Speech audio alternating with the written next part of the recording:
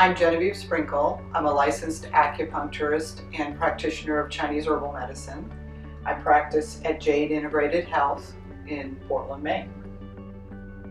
My name is Agro. I'm a certified professional midwife and New Hampshire certified midwife, providing in-home maternity services for families in southern Maine and New Hampshire, as well as insemination, preconception, period repair, anything to do with fertility, female health in general, for all ages, from menstruation to menopause.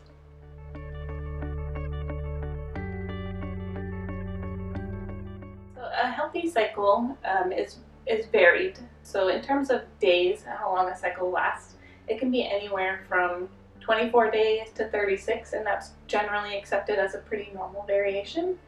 The average that you'll see in most textbooks is that from day one of menstruation to the day before menstruation is about 28 days. The actual period itself usually should be kind of bright pink, reddish, not really turning brown until the end of the period. At least 3 days of healthy flow. Shouldn't be painful. You can have a little bit of cramping, a little bit of bloating, but it shouldn't be changing your life or disturbing work. That's generally what I find as a normal cycle. In terms of teen health, or people who are just getting their periods for the first time, it's still important for them to track their cycles as well so that they know that they are normal and regular and consistent.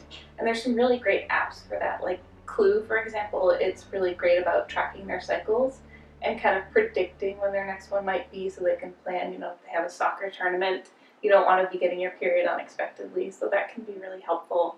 And I know that some parents also help their children learn how to track their cycles, which can be helpful.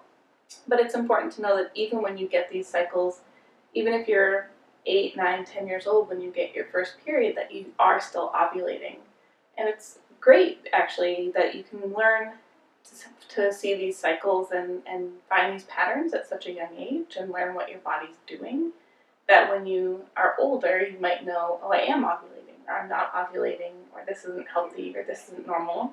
And when you go to become pregnant as an adult, that it's a really good indicator of, okay, this is a good window for fertility. The other things that can help you, if you have PMS, it can really help kind of hone in on those symptoms, that you can bring that information to your provider and seek treatment. Bloating, pain, those things aren't really normal with a period, and it can be important that you bring that information to your parents, to your provider, to get some treatment like acupuncture, things like that to help balance.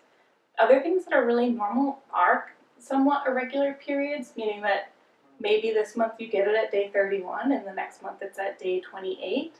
And your body takes a couple years to kind of regulate that, and that's not abnormal.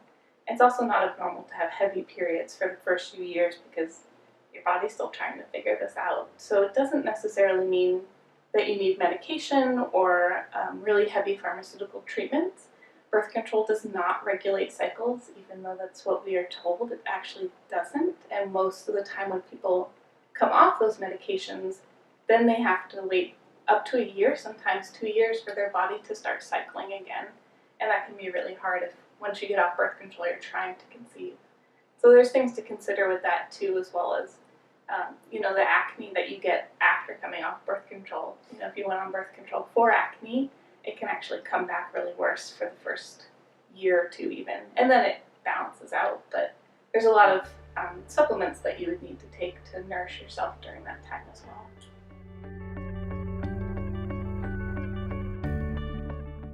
When I have a client who comes to me who is having a cycle that is irregular, I look for a couple of different things. I look for, why is their cycle irregular?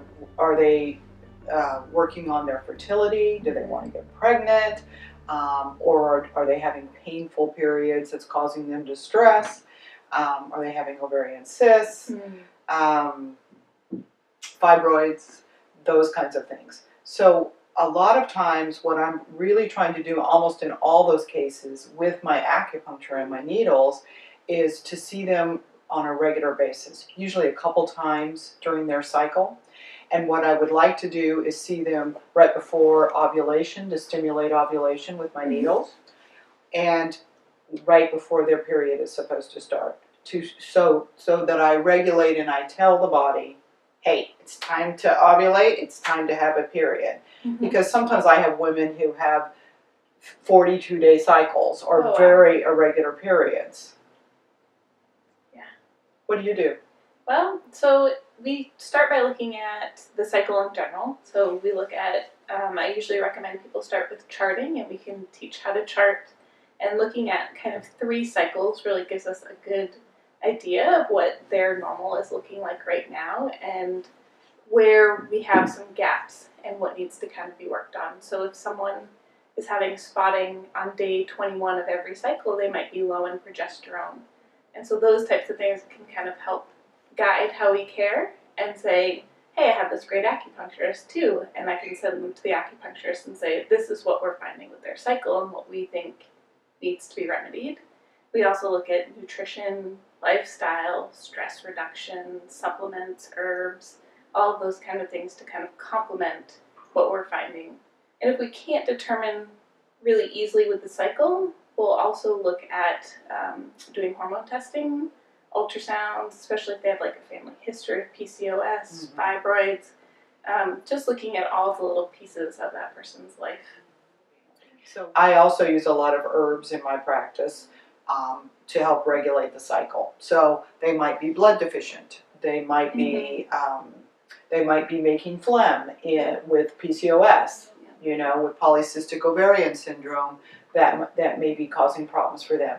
So there are herbs that I use in Chinese formulas that will actually break up ovarian cysts and help them from making more of them.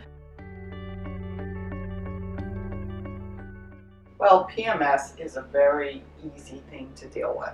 Exercise helps fantastically. Moving your chi, moving your body helps quite a bit when you're feeling PMS. There is a wonderful formula that we use in Chinese herbal medicine. It's easy to take because it's often comes in a small pill form. It's called Xiaoyawan, and it just moves the liver qi. So it really helps take care of a lot of symptoms. I often give it to my patients who are struggling with PMS. They take it for a day or two before their period starts, and they get relief. They don't feel like, crying at a commercial or taking someone's head off. Absolutely. Or screaming at somebody in traffic. Yeah. And on the opposite end too, really rigorous exercise can cause you to not have periods as well, which is not a great thing for our bodies either. Right. And teenagers often overdo it. Yeah. They want to be the best or the best, soccer player or whatever, and they work out too much and don't have enough fat. They're very concerned a lot about their weight, and you need a certain amount of fat to be able to be having healthy periods. Absolutely, we need fat for vitamins. Yep, absolutely. And diet plays a huge role too. As a teenager, we don't tend to gain weight with whatever we eat, so we eat a lot of fatty foods, carby foods, starchy foods, and then that can affect our cycles, even if we're not gaining weight or showing it in other ways. It can definitely affect our health.